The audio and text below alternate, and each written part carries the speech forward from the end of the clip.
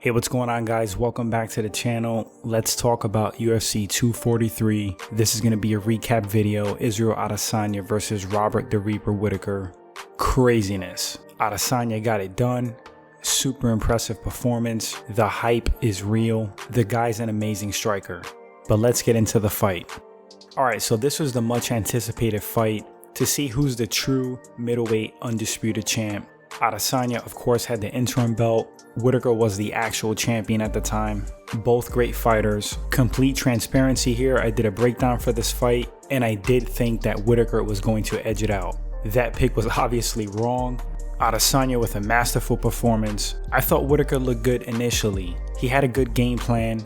He wasn't just sitting and waiting for Adesanya to pick him apart. He took the fight to Israel, brought the pressure, tried to get him on his back foot. But the problem is that Israel Adesanya is a great counter striker. He's good offensively, being the hunter, and defensively countering. Robert's main issue, in my opinion, was that he was telegraphing what he was trying to do. He just kept throwing that overhand in the pocket, hoping that he catches Israel in those exchanges and exits. And he actually did well. He tagged Adesanya quite a few times on the exit and break. But you do that too many times, your pattern gets figured out, and with a super high level striker like Adesanya, you're gonna pay for it. And that's exactly what happened. Adesanya saw it coming, timed what I believe was a hook, countered Whittaker, caught him right on the button. While Adesanya lacks in power, he makes up for in precision and timing. He takes his time with his strikes, he's very precise, he's super composed, and that comes from just experience. Israel has an extensive kickboxing background, so being in the fire in those exchanges, that's nothing to him. He can also take a shot, he rolls the strikes well, and he just caught Robert plain and simple.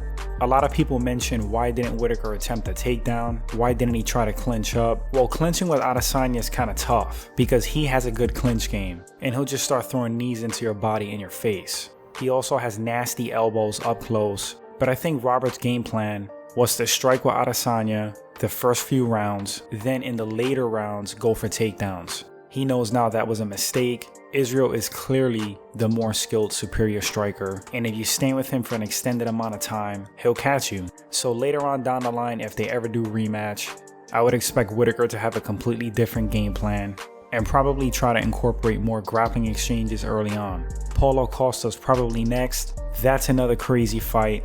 Costa is a damn truck, and when you think about that fight, it's either Costa's gonna walk Israel down, eat what he throws at him, and run him over like he does to everybody else besides Yoel Romero, or Adesanya is gonna simply dissect him on the feet and pick him apart. But I'll be honest with you, I am leaning towards Israel Adesanya. I did do a breakdown for it, but if you guys want to check it out, go in the comment section. I'm gonna pin that breakdown. Like I said, the hype is real. This guy's super talented. Thanks for watching this segment. If you enjoyed it, consider subscribing, liking the video, sharing. Appreciate it, guys. What did you think about Israel Adesanya's performance? Do you agree with me that the hype is real at this point? I think there's no denying that. But I want to hear what you guys think. It's always fun to have these debates. And until the next segment, guys, take care.